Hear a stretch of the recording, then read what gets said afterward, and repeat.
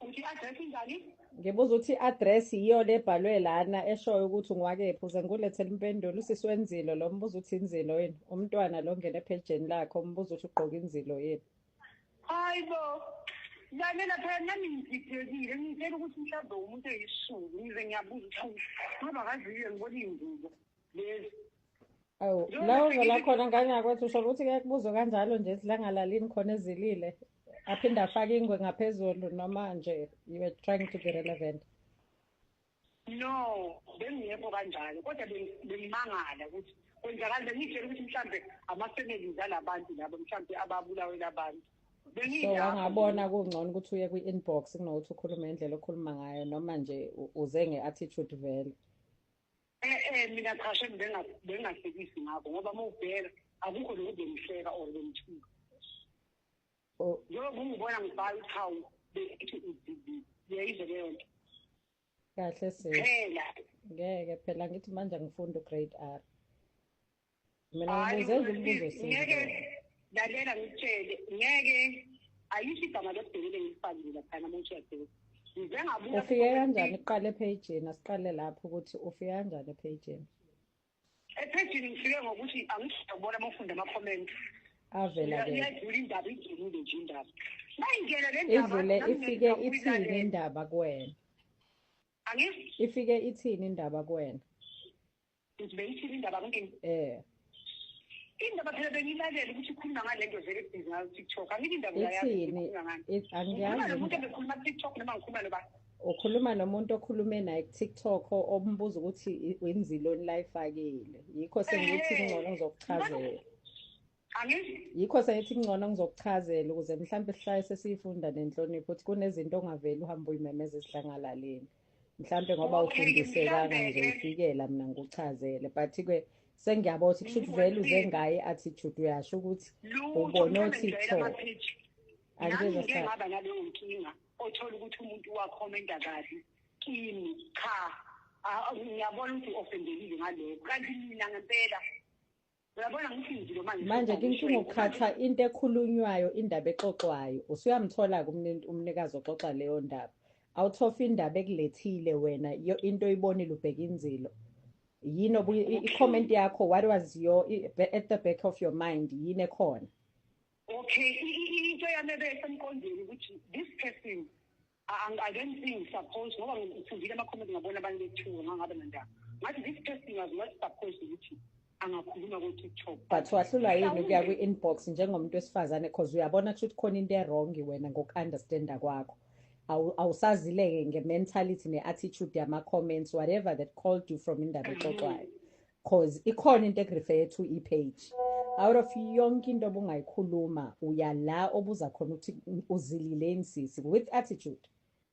So what was your understanding? Mhlawumbe engithola ukuthi u-understandeni wena indaba exoxwayo all over usumtholile kumnikazi wendaba what referred you to i-page ukuthi indaba exoxwayo ithini inkulumo utholeni from inkulumo?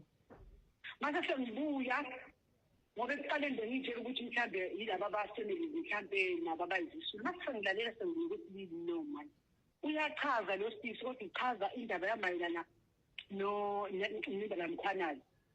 Ethini ngomkhwanazi? Uyachaza kwenzekeka ani? Ethini ngomkhwanazi?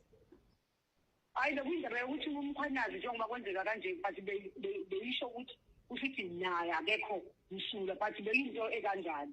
So that's your understanding? Yeah, my understanding mase ngibuya esengiphendula ukuthi ngiyolalela ukuthi kahle kahle lo muntu bechaza ini. But first time ngibheka njengoba ngithe hawuyazi le ngithi inzini. Ngoba ngibuka iduku lengo manje ithi mhlamba sinzini but so your understanding mawufika wena ufike i-understanding yakhe itshela ukuthi lo sisi uthi umkhwanazi nakekho msulu.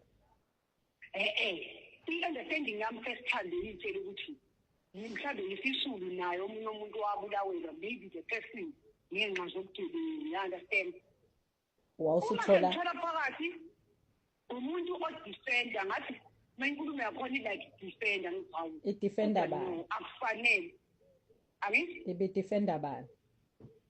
Okay, uma sengifunde kuma-comments noma ngithola inkulumo abanye bayabhala ukuthi mhlawumbe umuntu odefender edifendela umkhwana zangibonile nje abanye bethuka lapho kufathi mangeza nama-commenta nga-entertain bese ngibuka ukuthi akukho right ukuthi ngaze mhlawumbe ukuthi isikhathi lemuntu azothukwa la bese ngize ngithi kusho ukuthi lento beyisemqondweni wami maybe ngagcina sengibhala ngathi yazi le ngithi why ngisho njalo because ngiyazi the person okanjalo ukuthi very respectful azikho indawo angenayo noma yikanjani. Mhlambe ngesinye isikhathi ngoba manje angazi noma mhlambe sesibonisana ukuhlakanipha kwethu kuhamba phe kufika mhlambe lokho kuzokufundisa isifundo nje ukuthi ungahlomeki ubona abanye abantu behlomeka mhlambe ungarobha nje esinye isidomo esisilow lena not lento ongitshela yona but nje-ke next time ungahlomeki especially mawutshelwa abantu ukuthi hayi ziyakhipha endaweni ethile bese ulandela lokho without when uthi get ama-facts no ngane yakwethu uyabona nje impendulo yakho ekuqaleni ishintsha from time to time uzama uku-explaina them ngeke uzungizwe sithando you listen I listened to you and it's my turn to speak so ukuze ukwazi ukufundiseka because ukungidribula ngeke kuze kukulekelele ngalutho if bekufanele ngize ngizokutshela emsebenzini wakho bengizofika ngitshele umlungu wakho ngimtshela ukuthi ngifuna ukukhuluma nawe ngimthathe ngimbekela namakhamera and expose umsebenzi wakhe and yena ibusiness yakhe bingavala ngisho ukuvala ngenxa le comment yakhe irresponsible eyakhe ibusiness hayi ke wena eyakhe ibusiness vele wena ungabe umsebenzi ukuphelele but be njengomuntu there's umuntu ngale kwe social platform there's umuntu after social platform this is a very sensitive case iyeke nje eyenzile okusukhuluma ngayo le case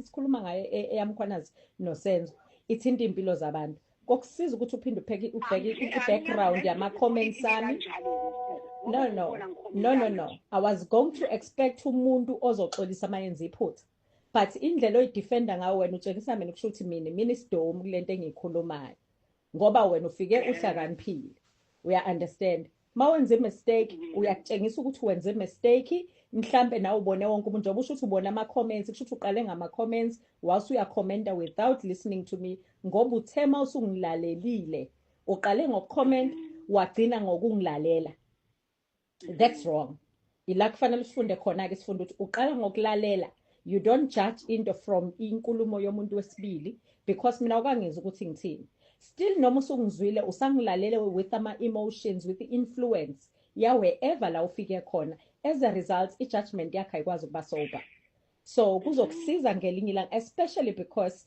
these social platforms abanye baze ba-create ama-fake account becabanga ukuthi abakwazi ubona mina yami level ye-intelligence kwelinye izinga whether i-creator manje i-account ikwazi ukungitshela ama-codes nengingakwazi ukufika kuwona so abantu nje abangalinge benze lento abayenza noma ungangayifihla usiyoqala noma ungangayifihla sengenzela ukuthi-ke ufunde sengikulalele nto ngokuthiwa ko-TikTok idala angazi ukuthi no-9 mistake mhlawumbe ngicabange kancane ngempela ngabhala ngibone nje kungafanele nama-comment engiwabonayo ngibheka nomuntu okhulumayo kusho ukuthi ngijaje kodwa ngokubuza ngicela mhlawumbe ngibuze ku-inbox ngicela ukukuxolisela lokho ngoba bengibuka umuntu okulesiya simo ukuthi akafanele ukuthi angathola ama-comment akanje mhlawumbe mina ngangathi i-inbox kanti futhi ngijaja ngokuthi uzilile mina uzilanga you-understand okay-ke number one lo angisiyintombazane eyihlonga indlebe nje ngizalwa emndenini nje ohloniphekile kusho ukuthi ngempela umuntu uyawenza ama-mistake ngempela ngoba ngilenzile kuwena iphutha and uma sengilenze kanje ngokukhulu ukuhlonipha angeke ngisakwazi ukuthi ngiphinde ngibuye lapha kulela page ngiyo-remove my-comment ukuze icatshe ngoba sesiphendulele and futhi angazi ukuthi ngingayiremove kanjani you-understand uzoze ubone ukuthi lento beyingasiyo ukuthi ngiyaku-offenda isifundo your apology iyamukeleka sisi but isifundo bongasithatha nawe sithandwa umuntu wesifazane ohlonipha ngale ndlela eyisimanga ngiyacebisa empilweni yami makukhona umuntu engimphoxile yazi ngalibona iphutha lamasisho omunye umuntu iphutha ulibone selenzile angisibo amahlongandlebe abantu besifazane abangahloniphi umuntu wesifazane njengamanje ngoba ngikubuza even myself ngagana mina kodwa indoda yangishiya ngangaqhubeka nokushada. You understand? Angeke ngithande vele omunye umuntu mhlawumbe ungathola ukuthi angangitsheli kanjalo. Ngibile sethube ngelanga lokuthiwa indoda la kukhona ku-TikTok angasho ngathi ngaba nebhadi. Namhlanje second time. So nje ezinye izinto ngempela kufanele sibe careful ukukhomenta kuzona. Uzi-offend abantu. I'm sorry mntakama ngiyaxolisa. Njengoba ubona ku-profile picture ngiyisendile inamba zami, umuntu osebenza ngama-client ngempela. Uma ngingathola omunye umuntu uthole sengimpoqe kanje ngawo.